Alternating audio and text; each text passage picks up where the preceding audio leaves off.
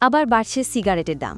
প্রতিবারের মতো এবারও কিছু পণ্যের ওপর কর বৃদ্ধির পরিকল্পনা রয়েছে, যার ফলে এসব পণ্যের দাম বাড়তে পারে।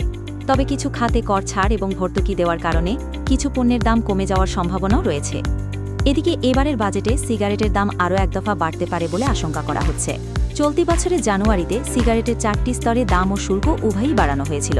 তখন নিম্ন, মধ্যম ও উচ্চ স্তরে 10 শলাকা সিগারেটের ওপর সম্পূরক শুল্ক 5 থেকে 7% পর্যন্ত বাড়ানো হয়।